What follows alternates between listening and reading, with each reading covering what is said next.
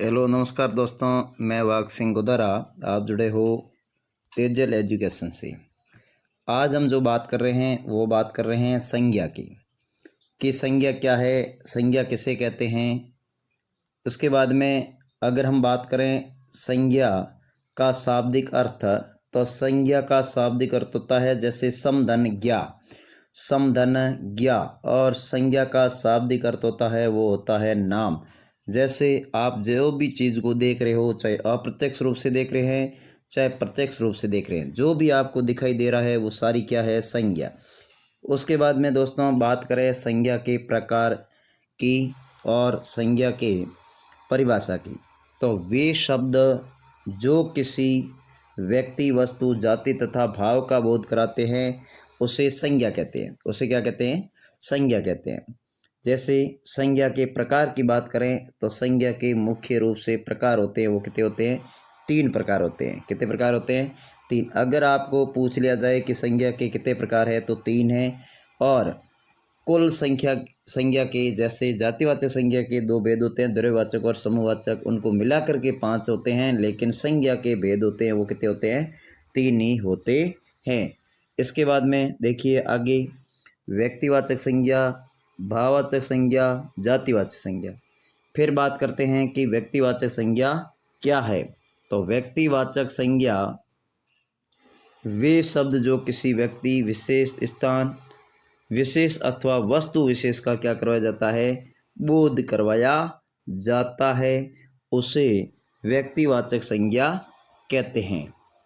जैसे बात करें नाम किया, प्रकाश, रमा, अरावली, यमुना, ये सारे व्यक्तिवाचक संज्ञा के प्रकार हैं। उसके बाद में जैसे हम बात करें दूसरा, तो दूसरा है जातिवाचक संज्ञा। अब जातिवाचक संज्ञा क्या है?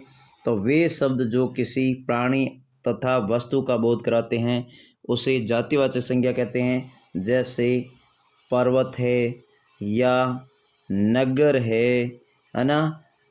उस प्रकार से जैसे कोई शहर का नाम है या कोई पक्षी है या कोई लड़का है या कोई देश है। अगर देश होगा तो वो हो जाएगा जातिवाचक संज्ञा के अंदर। और जैसे भारत आ गया तो ये भारत है वो किस में आ जाएगा? व्यक्तिवाचक संज्ञा के अंदर आएगा। हम लोगों को ये ध्यान रखना है, व्यक्तिवाचक का मतलब होता है एक वचन। व्यक्तिवाचक का मतलब होता है एक वचन। और उसके बाद में जैसे जातिवाचक का मतलब होता है वो होता है बहुवचन। कौन सा वचन होता है? बहुवचन। एक का बोध करवा रहा है तो व्यक्तिवाचक है, और अनेक का बोध करवा रहा है तो वो जातिवाचक है। जैसे हम इसमें जैसे एक तरफ हमने कहा कि व्यक्तिवाचक और एक तरफ है वो क्या है? जातिवाचक। जैसे व्यक्तिवाचक की बात करें तो जैसे तुलसीदास एक व्यक्ति है, तुलसीदास एक क्या है? व्यक्ति है। और उसके बाद में जैसे तुलसीदास है वो एक मानव है, एक क्या है?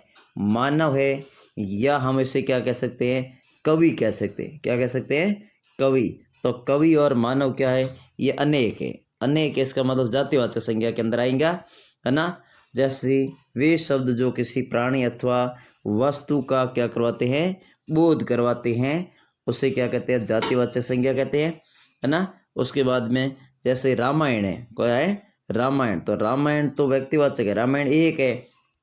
लेकिन बात करें कि ये कागज है और ये क्या है? पुस्तक है। तो पुस्तक और कागज है, उनकी संख्या क्या? एक नहीं होती, अनेक होती। जैसे हम बात करें यमुना, है ना।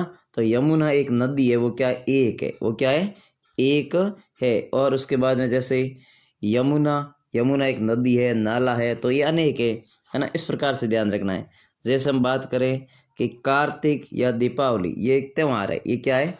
या त्यौहार। ये थोड़ा ऐसे ध्यान रखना, त्यौहार है वो इसके अंदर एक मात्रा होगी, त्यौहार के अंदर मात्रा होगी वो कितनी होगी? एक होगी, ठीक है ना।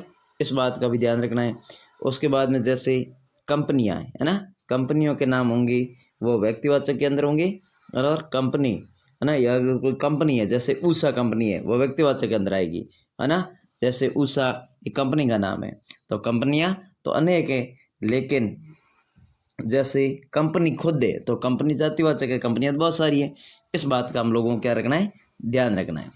जैसे हम बात करें कि व्यक्तिवाचक संज्ञा से जातिवाचक संज्ञा बनाना। कौन सी संज्ञा से? व्यक्तिवाचक संज्ञा से जातिवाचक संज्ञा बनाना। तो हम लोग यहाँ क्या कर सकते हैं, जब किसी संज्ञा पर दूसरी व्यक्तिवाचक संज्ञा का आरोप कर दिया जाता है, क्या कर दिया जाता है? आरोप कर दिया जाता है, तो जिस संज्ञा का आरोप होता है वह संज्ञा जातिवाचक संज्ञा बन जाती है ना। जैसे दादू दयाल राजस्थान का कबीर है, अगर बात आ जाती कबीर, खाली क्या आ जाता? कबीर ही आ जाता, तो वो कबीर एक है ना। तो कबीर है वो क्या है? एक है, तो किसके अंदर आ जाता? व्यक्तिवाचक है। लेकिन यहाँ का दादू दयाल राजस्थान का कबीर है, तो यहाँ कबीर है वो क्या है? अनेक है ना, जातिवाचक हो जाएगा। और दादू दयाल राजस्थान यह क्या हो जाएगा? व्यक्तिवाचक। ठीक है ना। इस प्रकार से हम लोगों को इस क्लास को देखना है। मिलते हैं अगली क्लास में। धन्यवाद।